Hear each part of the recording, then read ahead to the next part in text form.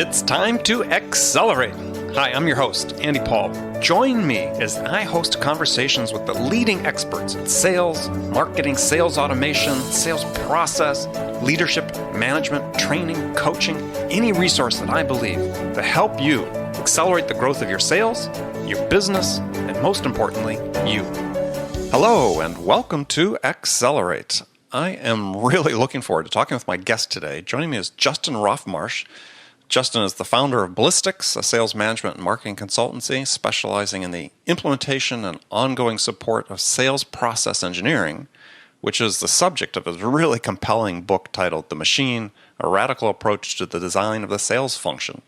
Now, as you might expect, friends that are listening to the show, that I read more books about sales than the normal person, and in the main, I find them to be pretty much all the same.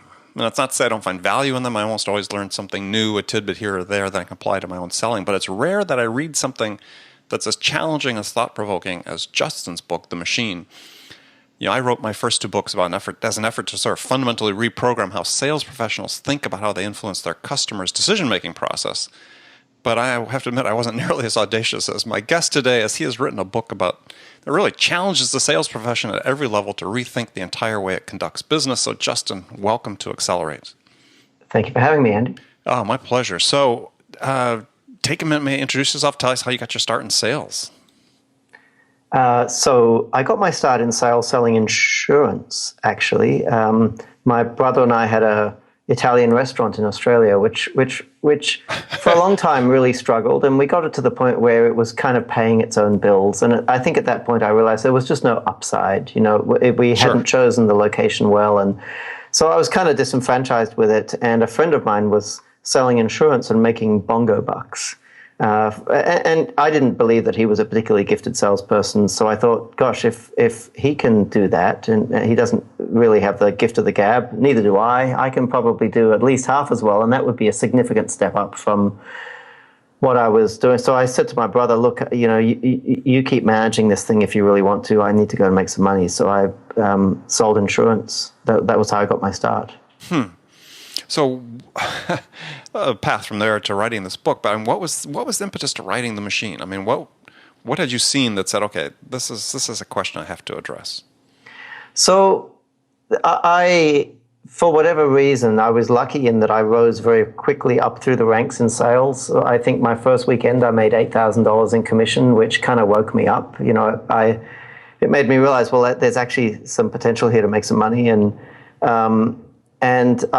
because I was aware of the fact that I wasn't naturally a salesperson, I was a student from the very beginning. I never took a thing for granted. Mm-hmm. Like a lot of salespeople, I consumed all of the materials, but I think different from most salespeople. Most people would consume them and customize them, but I never did. I consumed them and kept them exactly the same, to the point where people used to say to me, "Do you have an American accent?" Because I'd listened to, cassettes over and over again from Zig Ziglar, Tom Peters, and Zig Ziglar, and so on. So I joined a bigger company. I ended up running a team of 25. Then I ran a team of 100 people, and then I ended up running the team as a whole, which was about 400 people. And running a team of insurance salespeople was a tough gig. A lot of recruiting. We recruited about 400 plus people a year to maintain a team of about 100. So the best salesperson in the organization really, got given the recruiting gig.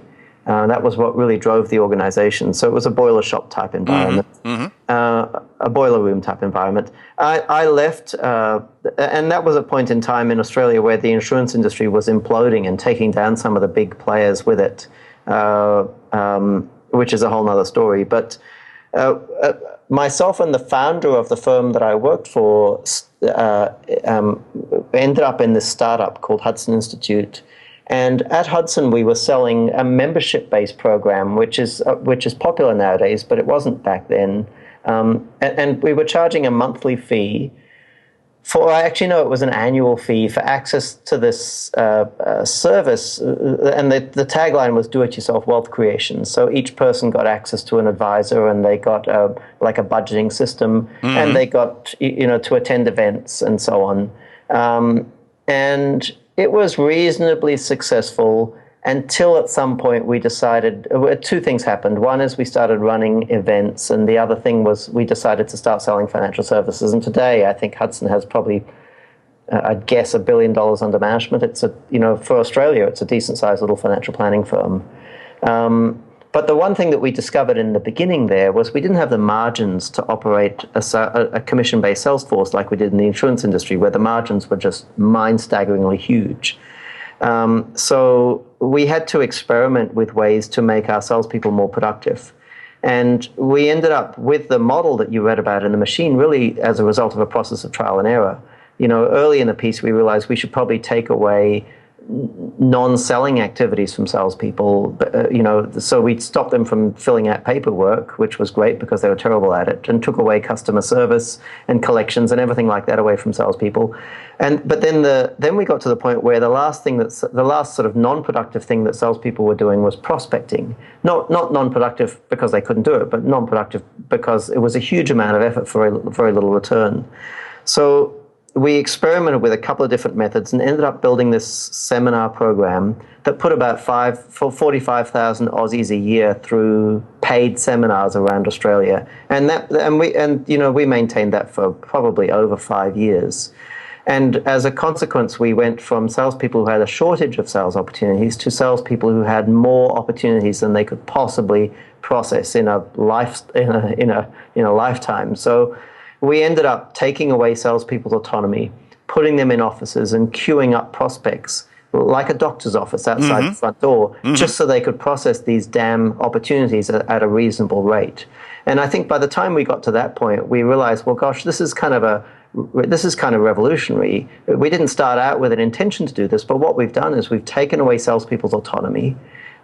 We took away commissions somewhere in there too, because we realized if we were spending these big dollars and incurring this huge risk to run this lead generation machine, and it didn't warrant paying salespeople commission anymore. I mean, we just want somebody who could show the plan, do a reasonably good job of it, and get a handshake, and then send the person out the front to talk to the receptionist to do the paperwork in their little office, and then repeat with the next person.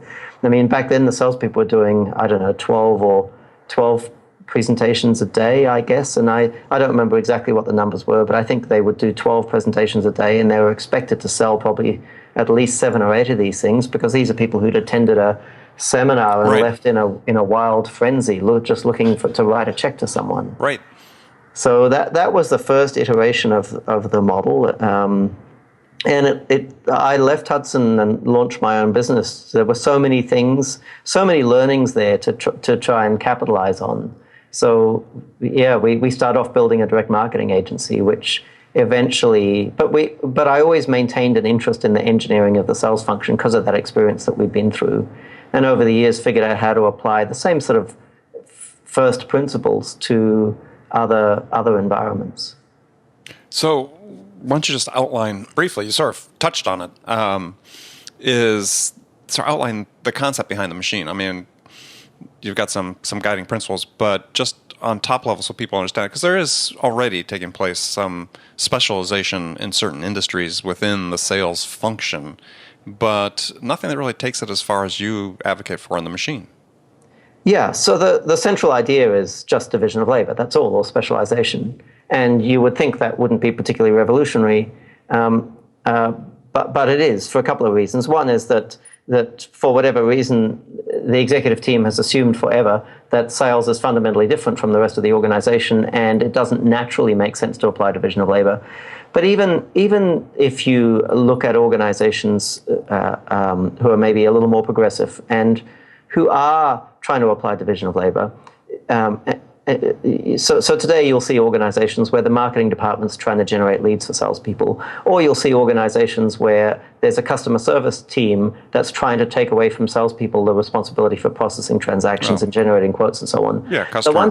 The one thing that you see when you look at all these organizations who proclaim that they're venturing down the division of labor path is that in all cases, the salespeople still owns the sales opportunity. The salesperson still owns the sales opportunity, and the salesperson still owns the account. So you end up in a situation where the tail's wagging the dog, in effect. You've got a lone agent out in the field with no visibility of anything other than the customer he or she happens to be sitting in front of right now, trying to direct a team of people who are back in head office. And that makes no sense in the world, no sense at all. If you liken what we're talking about to a project environment, it'd be like saying, let's send our project manager out in the field, remote from all of remote from the rest of the project resource pool, and see how well they function as a project manager. So I think that at a superficial level, it looks like organizations are pushing towards division of labor, but they're actually not. Yeah, and so, I mean, you talk about, you label this the dysfunction that exists within sales, and you have a 6-question assessment that companies can give themselves to determine whether or not they have this dysfunction existing in their company. Why don't you just walk through that real quickly, because I thought that was really interesting. Oh, do you remember the questions? Oh, sure. So the 6th one, of course I do. So, I mean, the first one was, that your sale of expensive products are dependent on personal relationships, and these are the myths. Do you still believe these myths about your company? And I thought that was interesting because this research has been done multiple times that's saying that surveys of buyers, a Gallup organization did one, saying that buyers don't value the relationship with salespeople nearly as much as the salespeople think they do. So here's my view on that. I think that if you're making a purchase, your primary interest is not in a relationship with a salesperson. Your primary interest is in the economics of the transaction. Will this thing that I'm buying do what it's meant to do, and does it represent value for money? Now, there are some buying situations where you can make that decision fairly easily, where there's not an enormous amount of uncertainty involved. Mm-hmm. So in other words, you can do is it called a Benjamin Franklin analysis, where you put the pros on one side and the cons on the other, or you might even be able to to model the damn thing in Excel and determine objectively, should I make this purchase or not? And to the extent that it's possible to do that, customers are not idiots. They will do that. Now, there are certain buying situations where you cannot do that. So let's say, for example, someone, and I hope this doesn't happen, decided that they wanted to sue you, and you didn't have much experience going to court, so you had to find a litigator. Now, in a situation where you had to find a litigator, you could go and meet with multiple litigators, but you would be totally unequipped to determine which of those individuals is the litigator you should be hiring. So there's very little value in you trying to make a decision personally. I mean, the smart thing to do is to seek counsel from someone else. Mm-hmm. But you are simply unequipped with the knowledge required, or with the information required to make an objective decision. It's not that making a decision is hard. It's that making a decision is impossible. Now, in such a situation, and it occurs in other occasions too, if you are considering purchasing a new ERP or something, you're in a situation where you don't have access to all of the information that you need to make a rational, objective decision. And in those circumstances, I think the relationship that you have with the individual salesperson does play into decision making, because what you end up doing is using the relationship that you have with an individual as a proxy for the information that you would like to have in order to make a purely objective decision. So in that circumstance, it does make sense. But the problem is, but the difference is the quality of the relationship. So the relationship that the customers want, even in that environment, as you said, it's a proxy for the company. Yes. It's not a deep personal relationship. No, it's not. And it doesn't persist. And it doesn't Because if that litigator works with you on 1 or 2 court cases, or if the software company builds 1 or 2 custom applications for you, the next time you want to buy something for them, you no longer have that information. What's the word? Asynchronous, yeah, or asymmetric. Asymmetric. You no longer have that information asymmetry because you've transacted with them 2 or 3 times. So what ends up happening, the more you transact with the customer, the less the customer has a requirement for a personal relationship, because they know that information asymmetry no longer exists. It collapses. Yeah, well, exactly. Yeah, okay, great. So one of the things I really liked about The Machine was that it, for me, is one of the first books that sort of looked beyond really the tech bubble, where so much of the innovation, if we will, about sales that we see taking place are happening in the tech space, driven by SaaS companies and so on. But you really look at it in the broader world, which I loved, because it's not only tech companies that can benefit from this division of labor and the specialization of roles within sales. Yeah, and tech companies are doing some stuff smart. One thing that tech companies are doing really, really well is avoiding employing field salespeople unless they absolutely had to. I spoke to a group in Silicon Valley just a couple of months ago, and somebody stopped me when I was building the case for inside, and they said, "Look, Justin, we're sold already. You don't have to do this. None of us have outside salespeople. None of us even understand why other organizations even would have outside salespeople. You're preaching to the choir there." Now, in other areas, I think they're very much behind. I think this whole this almost quasi-religious frenzy around inbound marketing or content-based marketing has resulted in a whole bunch of SaaS companies buying into a religion that makes no sense whatsoever and is leading them down a barren path. So how are they being misled? This idea that you can build a self-perpetuating lead generation engine by producing content and by publishing regularly, producing content, and as a result of the content and the SEO juice that comes from the existence of that content, having this never-ending flow of inbound inquiries. I think that for most organizations, like 99% of organizations, that is a myth it's simply never going to occur. And all you've got to do is go and talk to some of the companies that buy this software, a year out, and talk to them about their experiences to discover that. But the problem is that there are a small, very, very small number of organizations, and we happen to be one of them. And HubSpot, of course, is another one, and probably Salesforce, that do have a story that's compelling enough and kind of timely enough that it is possible to generate this kind of self-perpetuating lead machine. I think even in the case of some of these companies, it's not true. They have big inside salespeople. I would question if they generate 100% of their sales opportunities from inbound. But for most SaaS companies, it's just impossible. So you see a lot of these organizations wasting a lot of time and energy generating content instead of just knuckling down and committing to the fact that there's going to have to be a mix of inbound and outbound. Well, I mean, what you say in the book that most opportunities arise in spite of salespeople's prospecting activities. So what are we referring to there? What I'm talking about there is that most salespeople's prospecting activities are extraordinarily unproductive. I mean, prospecting is one thing that does benefit from economies of scale, and this is one thing that inbound people have right, I guess. That is that the generation of sales opportunities should be the responsibility of the marketing department.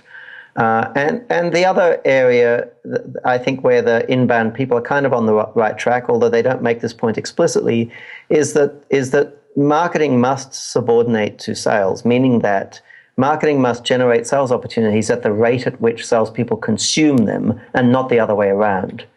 In other words, the salespeople should be the system constraint, and marketing should keep up, as opposed to salespeople sitting on their thumbs waiting for marketing to hand them a lead. So one thing that people who read the book end up discovering is that they have to have a way to generate sales opportunities at a scale that they never imagined was necessary before, because salespeople cannot generate sales opportunities at scale.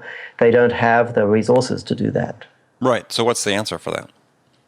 Well, there's a couple of things. Number one, you've got to move the responsibility to marketing, or a subset of marketing, what we call promotions. And the other thing is you have to be prepared to have a mix of inbound and outbound. You can't generate, and most organizations cannot generate all the opportunities they need from outbound. So somebody's got to be prepared to pick up the phone and reach out to. There has to be outreach, or what's his name talked about as interruption marketing as opposed to permission marketing. Mm-hmm. So I think if we look at our clients, in our little ecosystem, we are the only organization that's fortunate enough to be able to generate all our sales opportunities from inbound. And in fact, we've tried to generate opportunities from outbound. It simply doesn't work for us. But the opposite applies to every other organization we work with. Inbound does not work for them, and they have to generate all their opportunities from outbound. So the trick is to come up with a proposition that we believe is going to be compelling, email a pre-approach, or send a pre-approach email to prospects the day that you intend salespeople to make initial contact, preempting the proposition, and then have salespeople pick up the phone and call and ask permission to do an 8-minute presentation of the basic proposition. So let's talk about in the time we have, because we've gone through a little bit of time here, is your 4 organizing principles of the machine, just so people get a sense of what it is that you're advocating. And if you could just sort of walk through those, and we'll delve into them here in a little bit. So, I love the first one is scheduling should be centralized. And you use an interesting metaphor in the book of an executive assistant. So maybe if you take people through that. Yeah, so these 4 principles, I guess, apply to any environment where you apply division of labor, not just sales. And of course, these principles are generally recognized everywhere else, but not in sales departments. And I touched on that first idea earlier in the discussion. If you've got a resource pool with people scattered all over the place, you want to put the person who's beating the drum to which everyone else marches somewhere central, so that they've got visibility of what the hell's going on. So, in a production environment, that's your shop floor scheduler. In an orchestra, it's your conductor. In a sales environment, typically what happens is the tempo of the environment is determined either by a campaign coordinator with an inside team, and that's the person who's pushing the opportunities to the salespeople. So it's basically someone that's driving marketing from a sales perspective. Yeah. Or in the case of a outside team, we pair field salespeople up with what we call BDCs, business development coordinators, and the BDCs plan salespeople's calendars for them.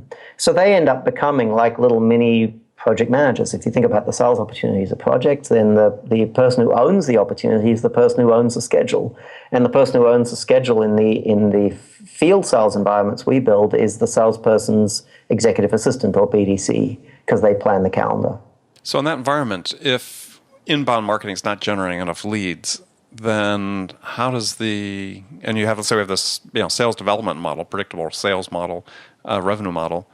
How does that BDC coordinate between sales development reps and the field sales rep or the account exec? So I guess there's two types of organizations. There are organizations that are selling an enterprise proposition and nothing else. And in that case, what has to happen is that your promotions team has to generate sales opportunities, just as I discussed previously, and push them to the BDC. And the BDC has to pick up the phone and schedule a time for either an initial face-to-face meeting, or more commonly an initial conference call that's going to be performed by the BDM, like the 12-minute overview. But I think most of the organizations we work with sell a mix. That they'll have sort of normal transactional business, and then they'll have enterprise opportunities on top. So to pick an example outside of technology, let's say that we're dealing with an organization that sells, hydraulic componentry. Mm-hmm. There's a lot of run rate type business, and the inside sales team would be predominantly chasing that run rate type business. And then every now and again, there would be an enterprise opportunity. So that might be something like selling VMI or vendor managed inventory to a customer, mm-hmm. or it might be something like selling a high-end engineered product, right. Custom manifolds or something, as the example I use in the book. Right. And in that case, what would tend to happen is you wouldn't actually pursue those major opportunities directly. You would harvest them from the activity of your inside sales team. So you'd go out and use your transactional stuff to win new accounts and to, penetrate existing accounts. And then as a result of all of those conversations, you've got a team of 4 inside salespeople having 30 conversations a day, 120 conversations a day. That's a lot of conversations. You will end up discovering that you stumble across enterprise opportunities, which can simply be escalated to your BDM in partnership with their BDC. So most of our clients, or most people who go down this path, they would tend to rely on the inside sales team for enterprise opportunities. Got it. And then to talk about really the specialization beyond just, you've talked about your business development, your BDC, and then your BDM, which is your sales rep. What other specialized roles do you see then as the way that break out in sales? So if you look at a typical implementation of SPE, you would have a much bigger, much more effective And SPE, I'm just going to, so people understand, sales process engineering. Yeah. You'd have a much bigger, much more effective, much more robust customer service team. And that customer service team would be responsible for processing all inbound traffic and for generating quotes, processing orders, or all orders, not just simple orders, all orders, and resolving issues, and among issues, technical questions. And the difference between that and a typical organization is anything that fits into one of those categories. 100% of that work would be done by the customer service team, meaning that salespeople never touch it under any circumstances. So that's the first kind of demarcation line. Right, because all sales reps are going to do in the model that you put together, all they do is talk to customers. All they do is talk to customers. So if they're inside salespeople, they have 30 conversations a day, nothing else. And if they are field salespeople, they'll have 4 face-to-face meetings a day, nothing else. Or maybe they might spend half a day a week or a day a week in conference calls, but they would do it the equivalent volume of work and nothing else. So to enable that, the first step is to take away customer service, and the second step is to take away prospecting, so salespeople don't have to prospect. So what typically happens is upstream from salespeople or BDCs, we would have a campaign coordinator, and the campaign coordinator would kind of coordinate a bunch of upstream activities that have to occur in order to generate the opportunities that are being pushed into salespeople's queues. So, we watch very carefully the size of those opportunity queues upstream from salespeople, and the job of the campaign coordinator is to replenish them. And then upstream from the campaign coordinator, we'll have the marketing department that produces the creative. We'll have typically a bunch of researchers, oftentimes outsourced, who do the list compilation. And we will also have a promotional committee that generally consists of the head of sales and the floor supervisor from sales, along with head of marketing and perhaps head of new product development, sometimes a CEO in organizations under 100 million, let's say. And that committee will be responsible for reviewing the return on effort from the previous period and using that data to come up with revisions to existing campaigns or to come up with new campaigns. So what we're doing is we're saying that engagements with customers is not solely a salesperson's responsibility. It's actually a high-level executive responsibility, because the environment today is competitive enough that we can't leave it to salespeople to come up with propositions anymore. Right. So interesting is, in this model, have you seen with the companies that you have worked with that have implemented this SPE model, does that sort of conventional 80-20 Pareto distribution of sales productivity or sales performance, does that tend to level out and disappear? It doesn't disappear, but it levels out. So we don't see the same. We don't see the same divergence.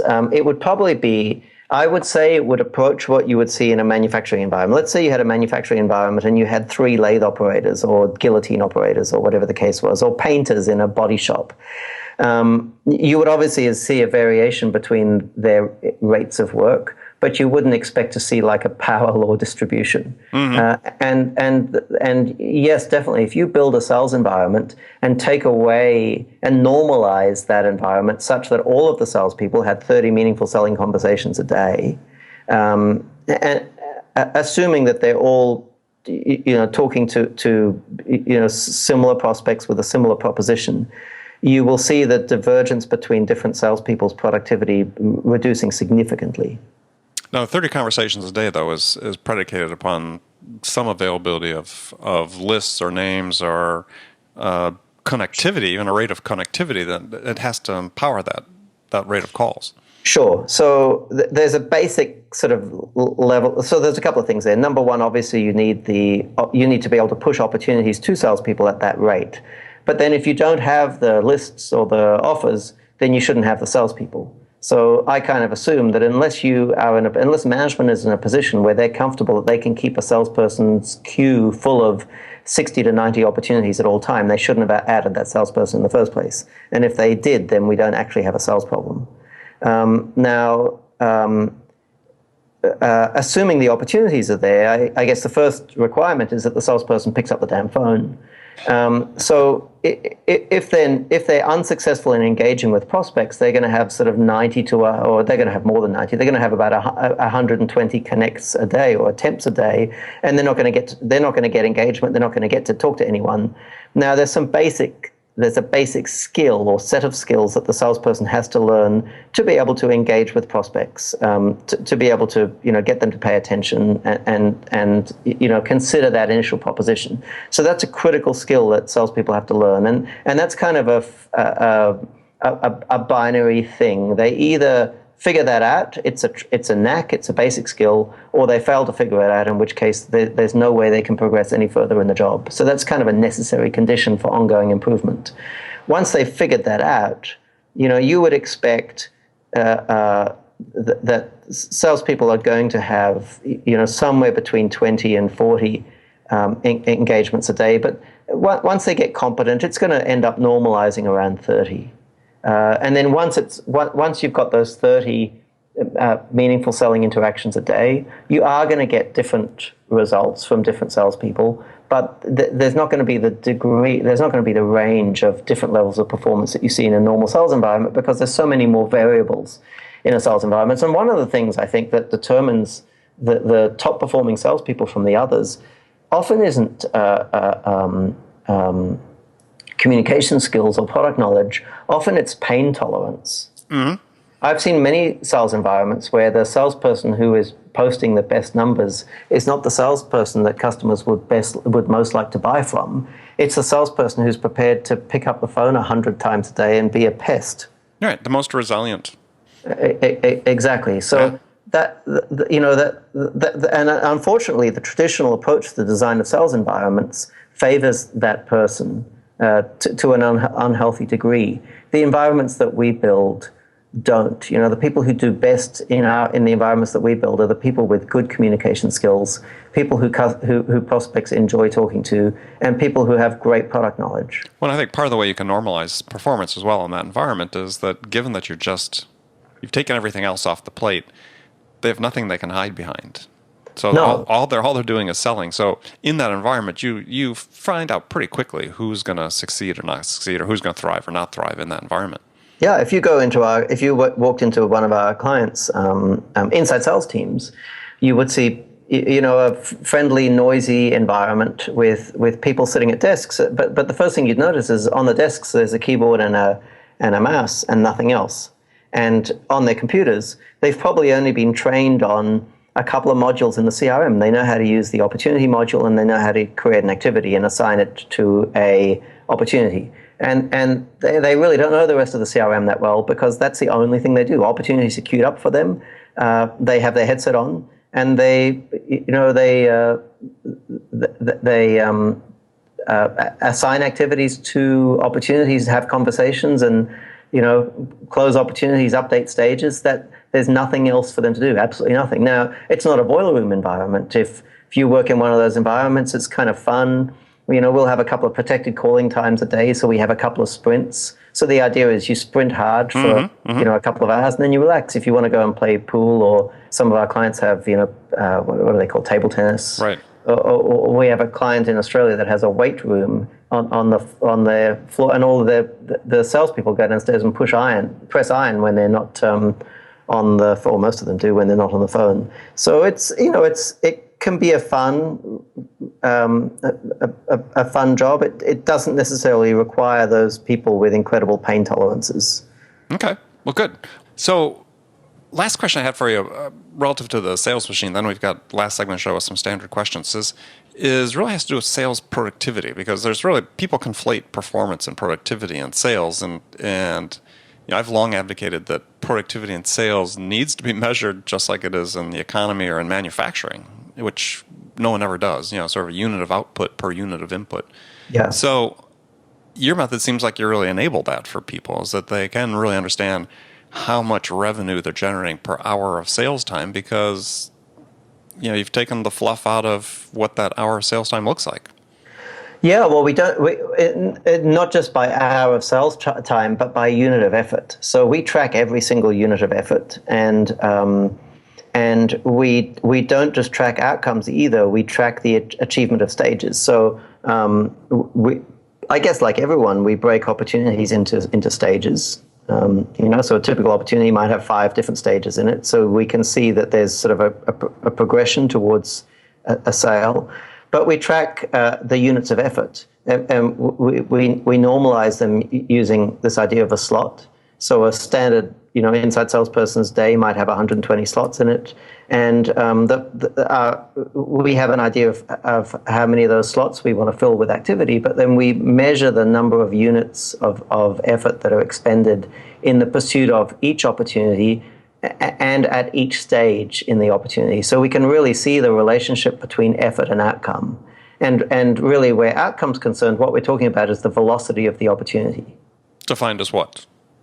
Well, the speed at which, ultimately the velocity of an opportunity is the rate at which opportunities move from being open to being won. Right. So from point A to point B, right? Exactly. But generally speaking, you can't just focus on the opportunities you're going to win. You have to maximize the velocity of all of the opportunities in order to maximize the velocity of the ones that you're winning.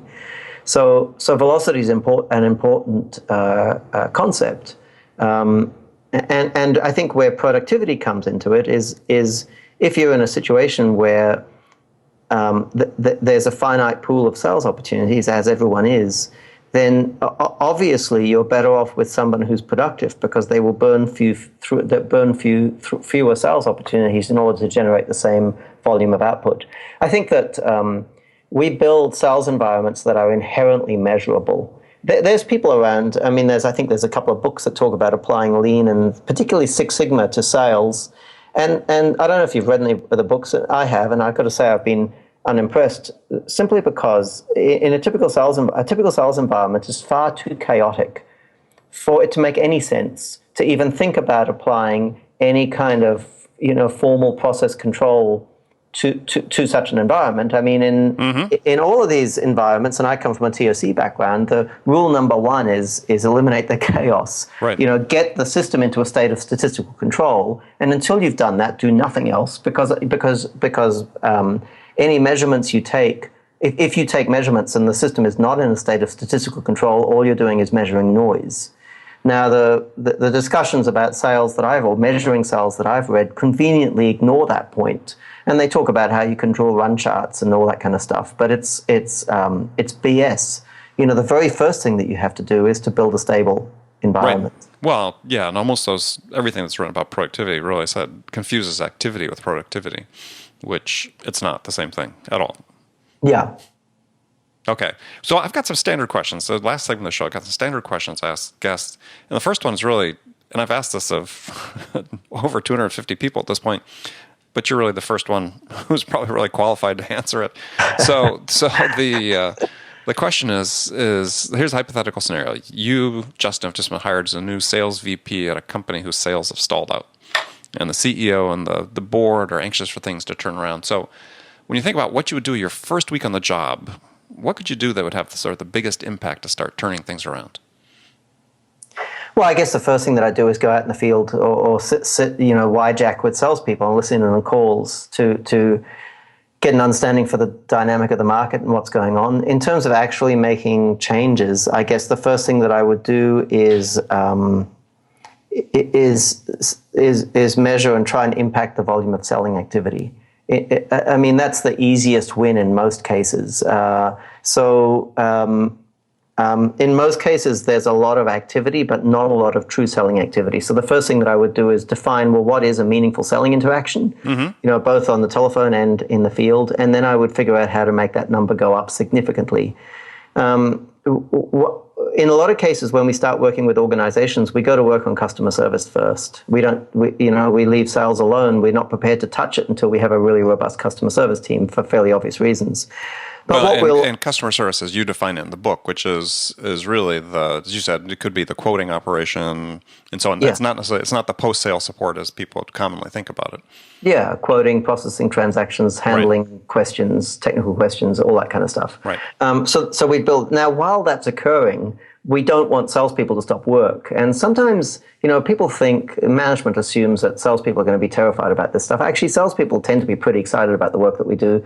And the danger that we have is they'll sit on their hands waiting for the ballistics process to provide them this miraculously productive more environment to operate in, which they're excited about. Now, that's not such a good thing. So one of the things that we get the sales manager to do, and often it's very challenging for the sales managers, we say, look, we want you to sit down every week, if not twice a week, with your sales team, and either face-to-face or in a web conference, typically, so go to meeting, and we want you to get all their calendars up on the screen, side by side, for the last period and the next period, so last week and next week. And we want you to talk to each of the salesperson in turn about their calendar, why it looks the way that it looks, and what are we going to do to ensure that next week looks better than last week does.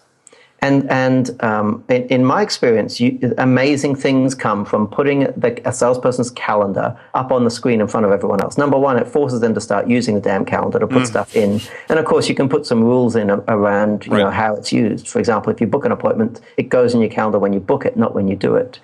But it puts enormous pressure on salespeople to have a calendar that looks like you would expect a professional person's calendar to look. In other words, it should have activity in it. And typically we'll set some rules for color coding activities so that you can see a difference between the meaningful selling interactions and other types of activities which you're generally going to want to eliminate. But the amazing thing is we oftentimes see fairly significant uplift in sales performance just as a result of that ritual. And I guess it kind of it should prompt the question, well, why wasn't sales management doing it already? That's a whole other episode. It is. Yeah. So that's what I do in the first week. Okay. Perfect. Love it. So who's your sales role model? Well, it's a difficult question to answer because I'm not that interested in sales as a technique. I'm more interested in the design of the sales function. Now, there's nothing to be learned about the design of the sales function there's not a lot to be learned from many other people because we're kind of pioneering a new thing here. To be honest, I've learned a lot more from manufacturing. I've learned an enormous amount from manufacturing, and I've been a student of manufacturing for years. So Edward Deming? Yes, and Stu Hart and Deming. Okay. And Goldratt in particular, we have a huge debt to Eliyahu Goldratt, who wrote the Goal. The Goal, right? I read that years ago. Yeah, and W. Edwards Deming, of course, with scientific management. All right. So that's where the answers are. There's no answers in sales. I mean, the sales space, to be frank, up until now has been dominated by high school jocks with the gift of the gab, who kind of produce some sort of pseudo-scientific sounding justification for all the crap they do. There's not a lot to be learned. Now, if you read the sales books, you can pick up some good communication skills and some good negotiation techniques, but you're not going to learn anything about how to design a sales function. I mean, heaven forbid somebody goes and reads up on sales and takes what they learn about sales management and the design of the sales function and tries to apply it to the rest of the organization. True. I mean, the rest of the organization couldn't survive with that kind of approach to workplace design. So there's no art to selling? Sure, there's an art. There's an art to all sorts of things. I'm thinking of manufacturing. I've seen people, hand wiring heaters. And there's an art to that. But the art subsumes under the science, not the other way around. I have to think about that for a second. I'm a tennis player, so think of it in a sporting context. What makes the game of tennis magic is the constraints. You take away the constraints, you got two people on a beach whacking a ball as hard as they can. The game doesn't exist anymore. Well, it's true of every game, right? Yeah, every game. The game is defined by the constraints. So art actually flourishes. Art is no different from a sport. Sure, it flourishes within constraints, right? Within the constraints, yeah. Sure. So the artistry has to subsume to the overall system. So first you design a workspace. Well, first you design a productive work environment, and then you end up with people developing artistry around how they perform within that environment. You take the environment away, and I suspect you end up with less art. Yeah, interesting to think about that, because actually, constraints oftentimes on the artistry are applied by the buyers as well. I mean, it's not just your workspace constraints. I mean, certainly that plays into it, but there is this, for all the processes you have, at some point there still is this, I'll call it this gap, I sometimes call it the last mile, where it's still a person talking to a person.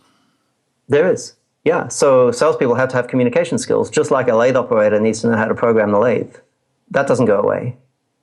But the problem is, if you're trying to build a sales function where these conversations happen at scale, you actually need a formal design for that sales function. Oh, sure. Otherwise, it collapses under its own weight. Well, otherwise you never have the conversations, the opportunity to have those conversations.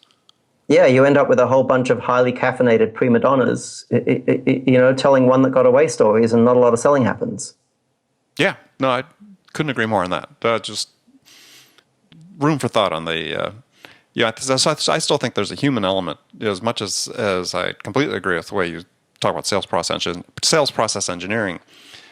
I think we have this tendency to overlook the importance and the value of what happens when two people talk to each other in that conversation. I don't think it's all just communication skills, so that's predominantly it. But I don't overlook it. It's not my job. Oh, okay. So it's that's a different way. That's a different way of saying it. Yeah, it's like asking a surgeon about his bedside manner. Okay. I mean, he doesn't talk. I mean, with minor exception, he talks to you. A surgeon doesn't make money out of bedside manner. The surgeon makes money out of what he does in between when the patient falls asleep and when they wake up again. Their bedside manner doesn't make a significant contribution to their, and we're the same. I mean, yeah, absolutely, yes, there's a requirement for communication skills, and certainly, if you go and look at the environments that our followers build, you quickly discover if salespeople don't have those communication skills, they got nowhere to hide. I mean, here's the thing. If you go into a typical sales environment that's built along with standard practice, you would be shocked at the level of incompetence. I remember we were with a furniture manufacturer just recently, and we got all of their salespeople to watch a presentation from production and new product development people, where they were presented new items of furniture, and we gave the salespeople time to prepare, and then we had them come and present back to us these items of furniture that they were meant to be selling. With only two exceptions, the rest of the team members were cringeworthy in their ineptitude, and in all but two cases, the engineering and NPD people actually had done a better job of pitching these new products than the salespeople could.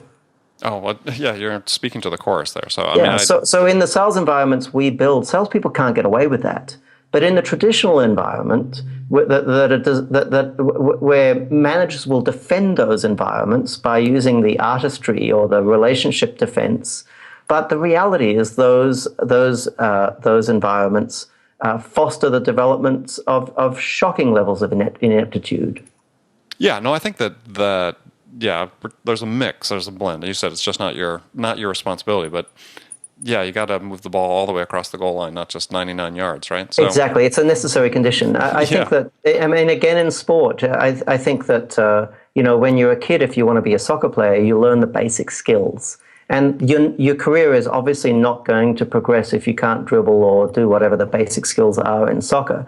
And I suspect relative to learning how to play soccer, you develop the basic skills pretty quickly. And then the rest of the time you spend learning how to actually play the game, how to pass and how to understand the game. The nuance. Yeah, exactly. And I think that's very, very similar to what we're talking about here. Yeah, no, I agree. Of course it's necessary that when our clients employ a salesperson, they have to sell. That's a given, just like a soccer player has to be able to kick a ball. But if you're talking about building an environment that generates sales at scale, then that's kind of table stakes. That's the price of entry. Right, you'd hope. But again, to your question, to your point you made before about the furniture manufacturers, there's levels of an aptitude that persists that, take off. Because salespeople can spend an entire career staying busy with just customer service. Oh, yeah, or claiming that it takes that half their day just to enter into their data into the CRM system. So yeah, and solving problems for customers, and they have a good justification. If there's no one else to do it, then they surely have to do it. But there are salespeople who spend their entire career hiding, avoiding selling. Yeah, hiding, right? Yeah. So absolutely. It probably doesn't matter that they can't present any better than an engineer can. Well, hey, I think engineers present very well. I've got whole chapters in the book about that. So absolutely. I'm a big fan of taking engineers and turning them into me too. I've made a career out of it. So yes. Yes. And the other role for enterprise salespeople, in my experience, the best enterprise salespeople are ex-management consultants. Oh, interesting. Find someone who's worked for Accenture or McKinsey, and all right. they're comfortable in the boardroom. They think in the abstract. They're comfortable selling high-level concepts. Right. They make exceptional enterprise salespeople. All right, great recommendation. Well, we're running out of time, but I want to thank you, Justin, for being on the show today. It's been a great conversation. Tell people how they can find out more about you. So my blog is the obvious starting point, salesprocessengineering.net. And if you're interested in the book and you go to 4appointmentsaday.com, you can request, and if you're in Australia or New Zealand or Canada or the US or the UK, you can request an extract, 4 chapters. We send it to you in the mail. So it's 4appointmentsaday.com. Okay, excellent. Well, again, thanks for being on the show. Thanks for having me. And remember, friends, make it a part of your day every day to deliberately learn something new to help you accelerate your success. And hopefully you did that today. Another easy way to do that is make sure you make this podcast a part of your daily routine, whether you listen on your commute, in the gym, or as part of your morning sales meeting. That way you won't miss any of my conversations with top business experts like my guest today, Justin Roff-Marsh, who shared his expertise about how to accelerate the growth of your sales. So thanks for joining me. Till next time, this is Andy Paul. Good selling, everyone. Thanks for listening to the show. If you like what you heard and want to make sure you don't miss any upcoming episodes, please subscribe to this podcast on iTunes or Stitcher.com. For more information about today's guest, visit my website at andypaul.com.